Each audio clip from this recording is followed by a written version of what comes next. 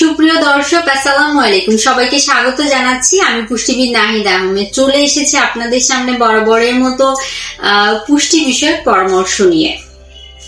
আমরা ছেলে হোক কিংবা মেয়ে, বেশিরভাগ ক্ষেত্রেই সকলেই এখন কম বেশি কর্মব্যস্ত জীবনযাপন করে থাকে, কিন্তু বাবা বা পুরুষ যারা আছেন তাদেরকে পরিবারের বোঝাটা অনেকাংশে যেহেতু টানতে হয়, তারা নিজেদের শরীরের খেয়াল বা যত্ন ওইভাবে আসলে রেখে উঠতে পারেন না, চাইলেও পারেন না।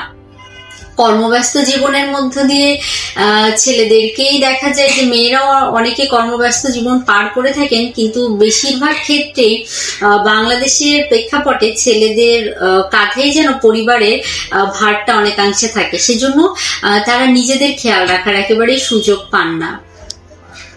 অনেক ক্ষেত্রে দেখা যায় বিভিন্ন রোগের ঝুঁকিও কিন্তু সেজন্য মেয়েদের তুলনায় ছেলেদের বেশি, কেননা তারা পরিবারের সকলের সঠিক খেয়াল রাখতে গিয়ে নিজেদের স্বাস্থ্য সুরক্ষার কথা নিয়ে একেবারেই চিন্তা করেন না বা মাথা ঘামান না।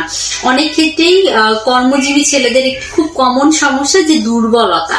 তারা হয়তো মনে করেন যে আমি সারাদিন এত কাজ করছি, মানসিক স্ট্রেসের মধ্য দিয়ে যাচ্ছি, তাই হয়তো আমার দুর্বলতাটা এসেছে। কিন্তু এই দুর্বলতার সাথে বিভিন্ন রোগের সংযোগ রয়েছে বা বিভিন্ন রোগের কারণে কিন্তু এই দুর্বলতা আসতে পারে। এই বিষয়টি আপনাকে অবশ্যই মাথায় রাখতে হবে। যেমন আপনার শরীরে হিমোগ্লোবিন লেভেল কমে গেলে, আপনার থাইরয়েড জনিত সমস্যা বা হরমোনাল ইমব্যালেন্স জনিত সমস্যা দেখা দিলে, পাশাপাশি অনেকের ক্ষেত্রে দেখা যায় যে অনেক ছেলেদের ক্ষেত্রে কর্ম ব্যস্ত জীবন, অতিরিক্ত খাবার, বাহিরের খাবার, অতিরিক্ত আনহেলদি জীবনযাপনের জন্য ছেলেদের যে হরমোন টেস্টোস্টেরন হরমোন, এই হরমোনের ইমব্যালেন্সও তৈরি হতে পারে।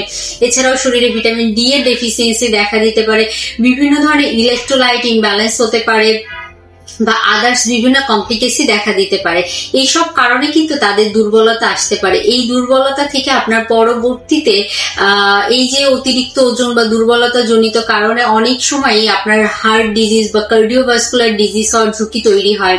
আপনার ডায়াবেটিস জনিত রোগ হওয়ার বা ডায়াবেটিস হওয়ার সময়টা এগিয়ে চলে আসে। এই জাতীয় জটিলতা কিন্তু দেখা দিতে পারে। সেজন্য অবশ্যই যে কোনো শারীরিক জটিলতা দেখা দিলেই ডাক্তারের শরণাপন্ন হতে হবে এবং পরামর্শ নিতে হবে একজন বিশেষজ্ঞের।